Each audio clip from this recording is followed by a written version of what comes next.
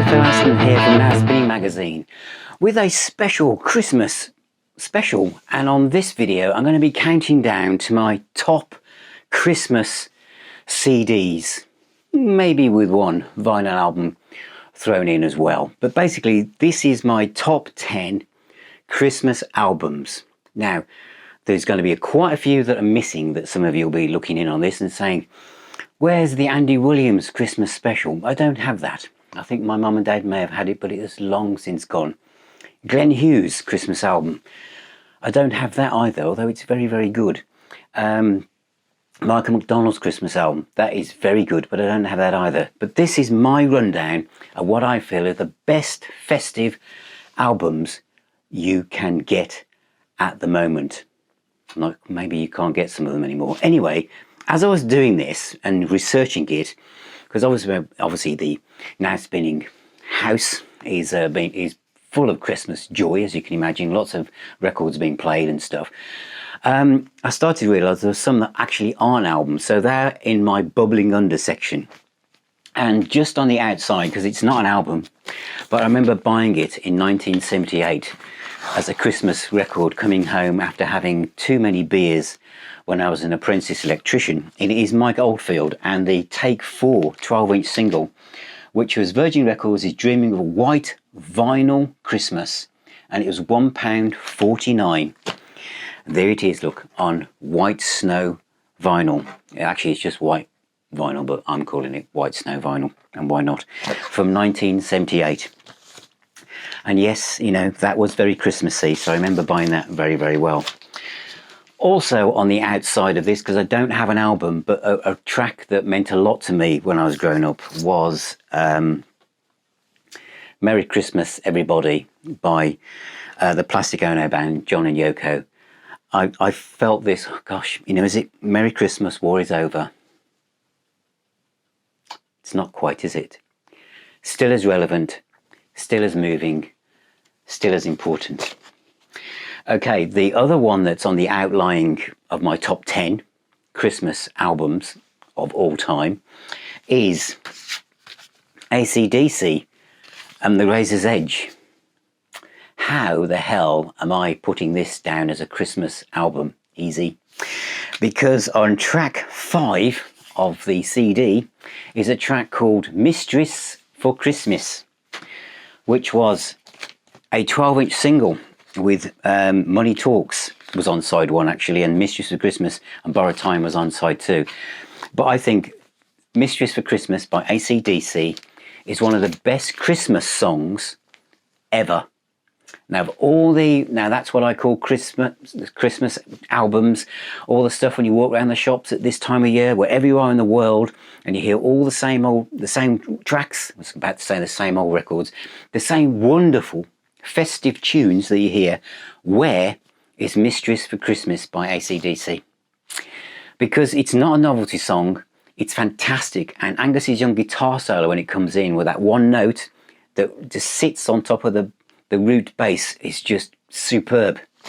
So that is on the outside of my top 10, Mistress for Christmas, from the album The Razor's Edge, which is a great unknown you know, my tenuous Christmas link to Christmas albums.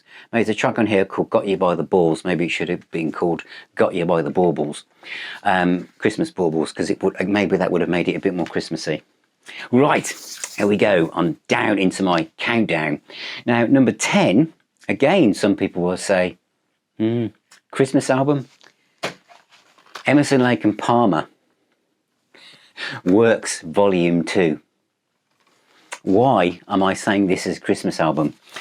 Well, it could be because they're all wearing, you know, winter coats in the snow. It's Christmassy, is it not?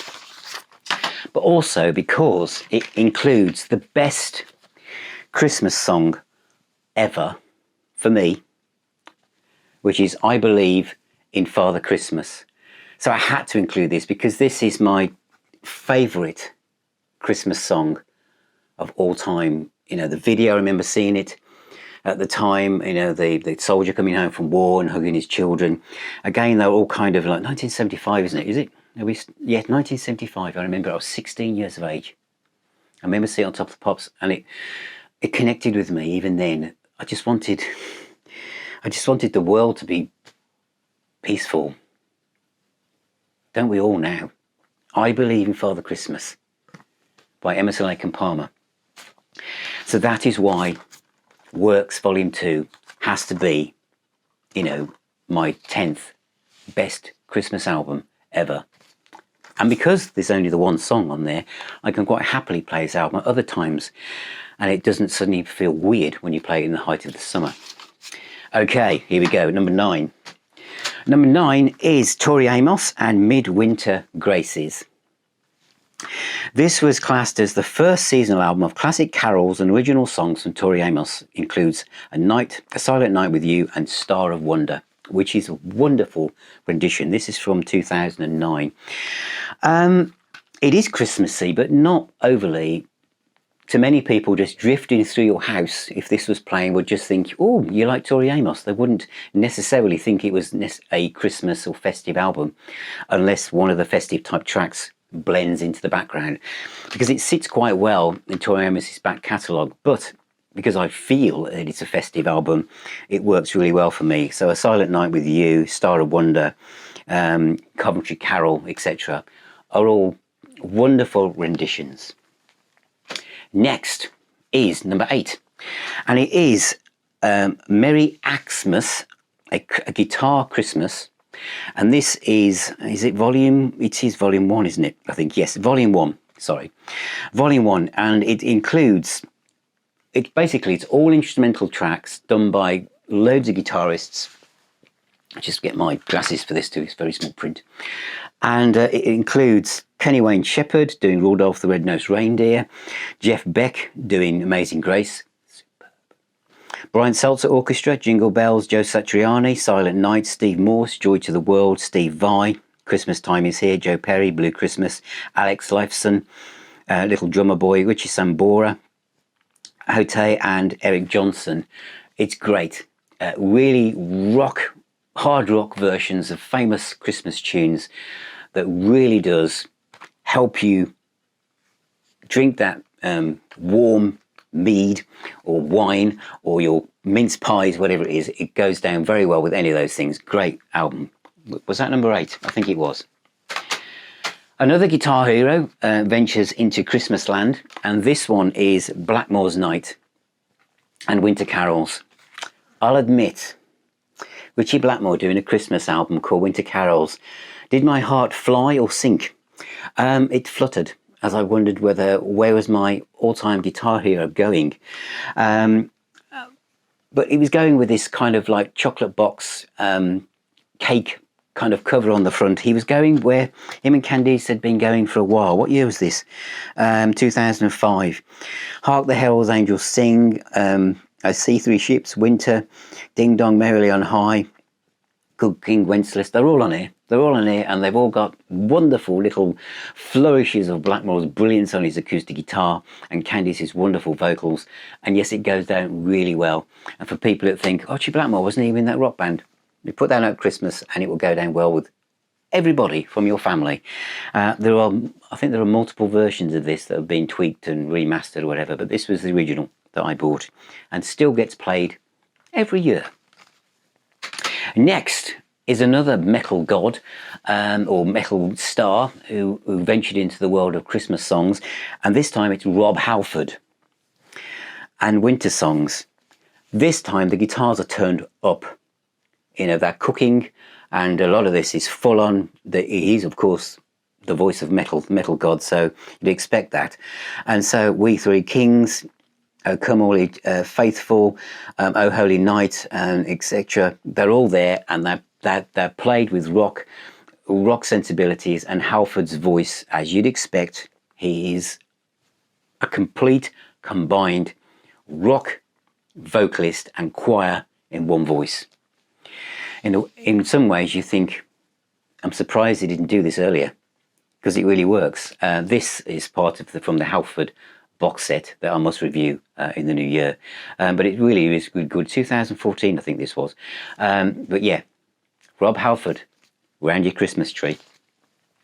Next is a really, really good one as we head toward the top now. And this is the Jethro Tull Christmas album. This was an obvious thing for Ian Anderson to do, and because he dabbled with some Christmas tracks before, but they're all on here. And this is, was it 60 odd minutes of just pure brilliance, and it works. It's Holy Herald, Christmas Song, another Christmas song, of course, we know that one. God Rest Ye Merry Gentlemen, Jack Frost and the Hooded Crow, fantastic. Weathercock, Pavane, Fires at Midnight, Beret. So it just fits. It just fits because Jethro Tull's music just fits in with open fires and huddled round, you know, with your scarves on, you know, carol singing, a bit of Ian Anderson, Jethro Tull. It just works really, really well. Time for a sherry. Next is one of my favourites, and this is Lorena McKennitt, and this is called A Winter Garden, 5 songs from the season. This is a very short EP, really, but it's fantastic. I'm a massive Lorena McKennitt fan. I must do a feature on her. I just love this kind of Celtic atmospheric music that she does, and her voice and the songs themselves. If you liked Page Plant, No Quarter, the album they did, which was kind of acoustic, had lots of Egyptian kind of Middle Eastern type of acoustic violin instruments, etc. That's what this is like. In fact, some of the musicians were on No Quarter are on this, and the track, which one is it? It's God Rest Ye Merry Gentlemen. Have I said that at least 3 times? So, because a lot of these artists thought, well, we'll do that one, we'll do that one. So a lot of people do the same. So you can kind of judge which one it is, but they all sound different. But this version is nearly 7 minutes long, and the instrumental section, it's got such a groove. Such a groove. I could have picked another one of hers called, I can't remember what it's called now, but it's just her voice on her own. But The Winter Garden by Lorena McKennitt, fantastic. Played that this morning. Absolutely brilliant. The next one is we're almost at the top now. I think this is the last one. Yes, there's just 3 to go. This is number 3. This is A Christmas Gift to You by Phil Spector. 1963, I think this is. And this one means a lot to me because it reminds me of being a young child. This is way before my time. But these songs by, you know, the artists that are on here. White Christmas, Frosty the Snowman by the Ronettes, The Bells of St. Mary by Bob B. Socks and the Blue Jeans, great name.